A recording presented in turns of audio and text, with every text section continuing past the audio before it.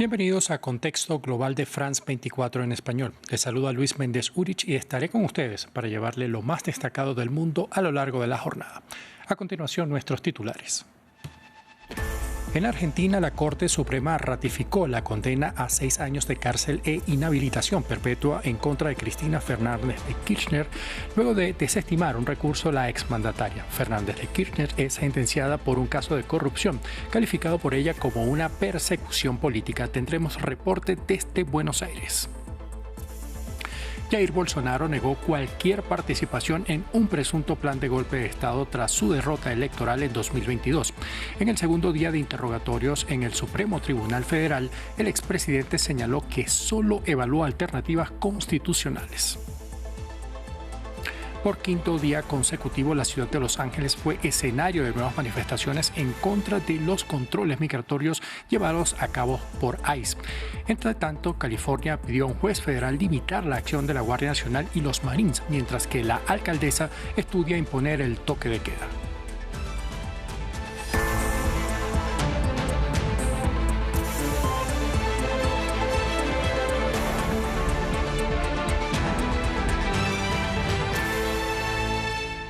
Comenzamos. En Argentina, este martes, la Corte Suprema de Justicia ratificó el fallo que condena a la expresidenta Cristina Fernández de Kirchner a 6 años de prisión y la inhabilitación perpetua, por lo que no podrá ser candidata ni ocupar cargos públicos.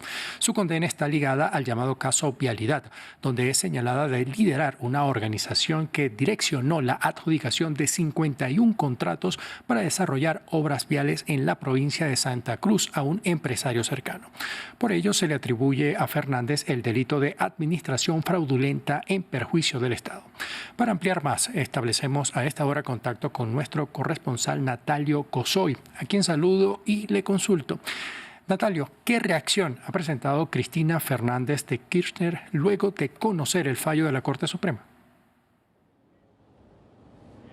Ella estaba esperando la decisión en la sede del Partido Justicialista, del peronismo, en Buenos Aires. Cuando se conoció, salió a hablar con cientos de seguidores que habían ido ahí también a esperar que se conociera el fallo y dijo varias cosas, siempre apuntando a lo que ella considera que es, y siempre lo había dicho, una persecución en su contra. Dijo también criticando, si se quiere, en la misma frase al plan económico del gobierno, dijo: el cepo al salario del gobierno de Javier Milei.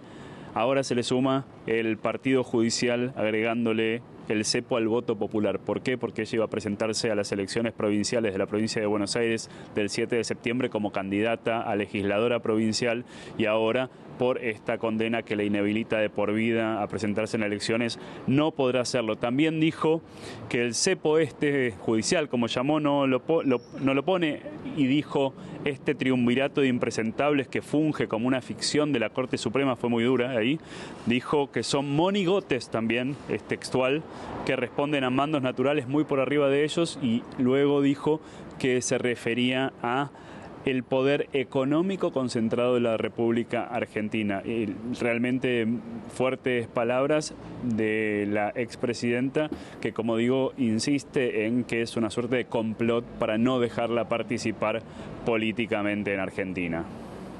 Natalio, se sabe que existen unos días para que la exmandataria se presente en tribunales, pero además de esto, ¿qué curso debe seguir este proceso?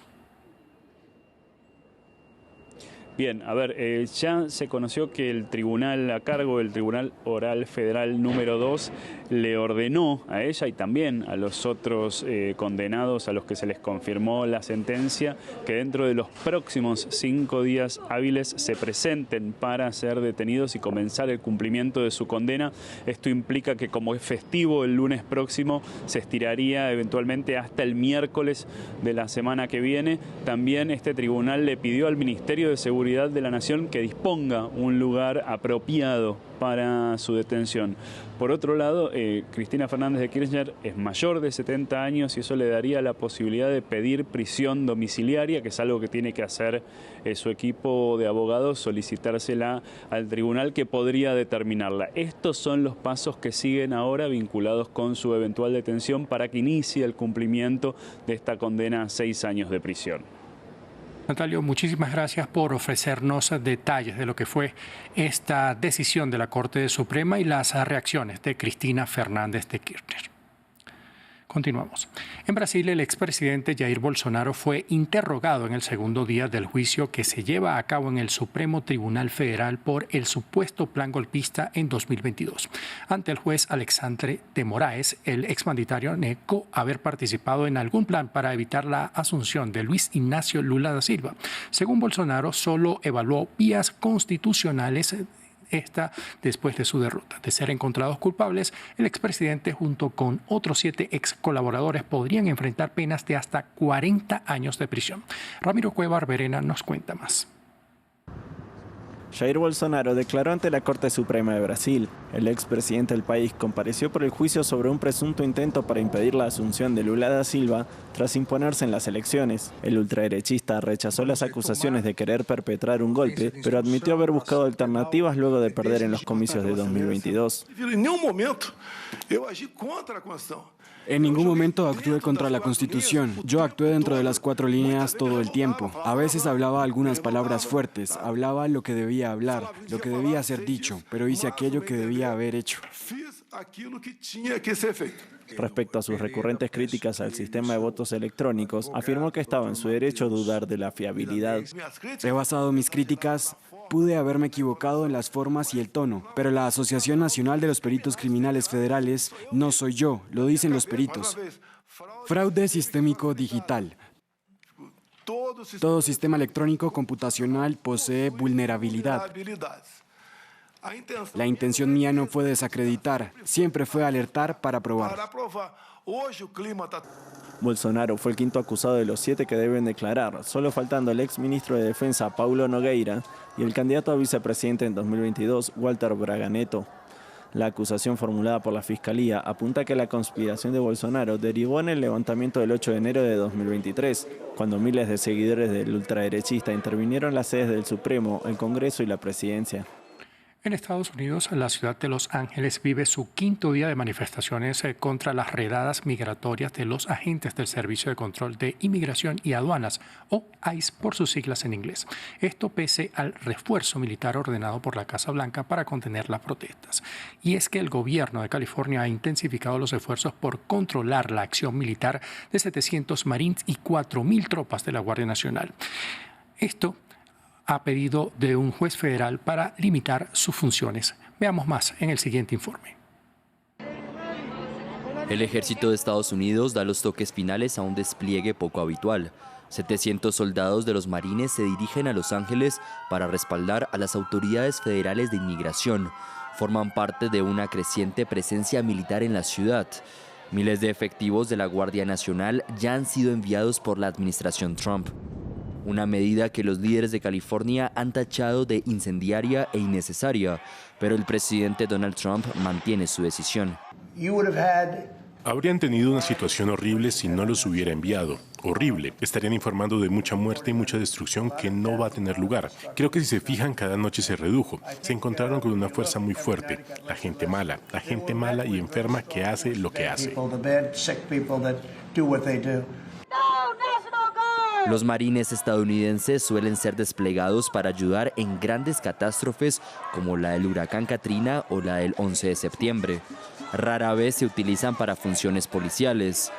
Las protestas en Los Ángeles, desencadenadas por una serie de redadas del Servicio de Inmigración y Control de Aduanas, ICE, se intensificaron durante el fin de semana, cuando los manifestantes bloquearon una de las principales autopistas y prendieron fuego a varios autos. Pero el lunes la situación fue mucho menos estridente. Las autoridades estatales afirman que las advertencias del presidente no se ajustan a la realidad. Para muchos manifestantes, el objetivo es expresar su oposición a las recientes redadas. La alcaldesa pide al presidente que las detenga. Voy a hacerle una llamada hoy. He estado hablando con él. Quiero decirle que pare las redadas. Quiero decirle que esta es una ciudad de inmigrantes. Quiero decirle que si quiere devastar la economía de la ciudad de Los Ángeles, ataque a la población inmigrante. Se espera que los recientes despliegues cuesten $134 millones, una cifra que ha levantado críticas. Pero el secretario de Defensa, Pete Hegseth, insiste en que el despliegue es vital para proteger a los agentes federales de inmigración en terreno.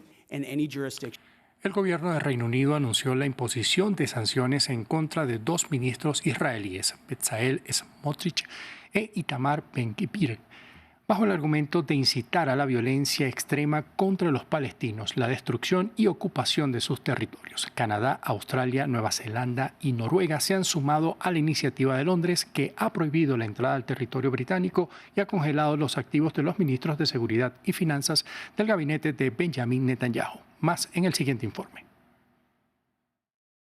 5 países emitieron sanciones contra ministros israelíes. Encolumnados detrás de Reino Unido, Nueva Zelanda, Australia, Noruega y Canadá anunciaron vetos de ingreso y congelamiento de activos contra el ministro de Seguridad Nacional de Israel, Itamar Ben-Gvir, y contra el de Finanzas, Bezalel Smotrich. Esto a raíz de la reiterada incitación a la violencia contra los civiles palestinos, según afirma un comunicado de la Cancillería británica. Así lo explicaron los ministros de Exteriores en una declaración conjunta. Las medidas de hoy se centran en Cisjordania, pero por supuesto esto no puede considerarse de forma aislada de la catástrofe en Gaza. Seguimos consternados por el inmenso sufrimiento de la población civil, incluida la negación de ayuda esencial. No debe haber ningún traslado ilegal de palestinos desde Gaza ni dentro de Cisjordania, ni ninguna reducción del territorio de la Franja de Gaza. La decisión fue criticada por su homólogo israelí Gideon Sa'ar. Es indignante que representantes electos y miembros del gobierno estén sujetos a este tipo de medidas. Lo hablé hoy con el primer ministro Netanyahu y celebraremos una reunión especial del gobierno a principios de la próxima semana para decidir nuestra respuesta a esta inaceptable decisión. Medios británicos como The Times y The Guardian adjudican esta medida a los comentarios lanzados por los ministros israelíes semanas atrás. En esa ocasión, Smotrich habló de purificar Gaza expulsando a los civiles palestinos y que la hambruna de 2 millones de personas era justificable mientras no regresen los rehenes en poder de Hamás. Estas declaraciones fueron condenadas por el canciller británico David Lammy, quien los tildó de monstruosos frente a la Cámara de los Comunes y suspendió un acuerdo comercial con Israel. Más de 90 países firmaron una declaración conjunta en la que solicitaron un tratado mundial contra el uso de plásticos. La declaración se dio en el marco de la cumbre de la ONU sobre los océanos que se realiza en Niza, Francia. Los detalles nos los reporta nuestra enviada especial, Erika Olavarría. Es el peor flagelo que pesa sobre nuestros océanos. Según los expertos, el plástico en el mar triplicará su cantidad de aquí al año 2040 y de no hacer nada, en el año 2050 habrá más plástico que peces en el mar. Por eso es muy significativo el avance dado hoy. 95 estados de 193 apoyaron el llamado a despertarse de Niza para unir sus voluntades con la intención de aprobar un tratado para disminuir la producción de plástico en una 6ª reunión que tendrá lugar en agosto en Ginebra. Queremos que en Ginebra se cree un órgano subsidiario que decida qué químicos pueden y no deben estar asociados al plástico. 2, y que se haga una lista mínima, ¿no?, de qué productos no deben estar asociados a plástico.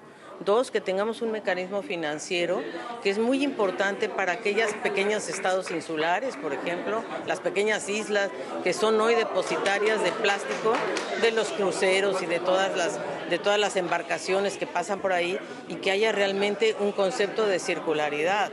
Y desde luego que nosotros lo que buscamos es un legally binding, o sea, un mecanismo que sea vinculante. Las ONGs mostraron su satisfacción con este llamado simbólico y con el texto que deja casi de lado la opción del reciclaje y pone más bien el acento en la fuente del problema, que es la producción de plástico.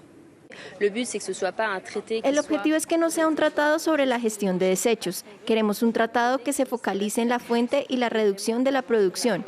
Es una línea roja de numerosas asociaciones de la coalición científica y hay que conservarla.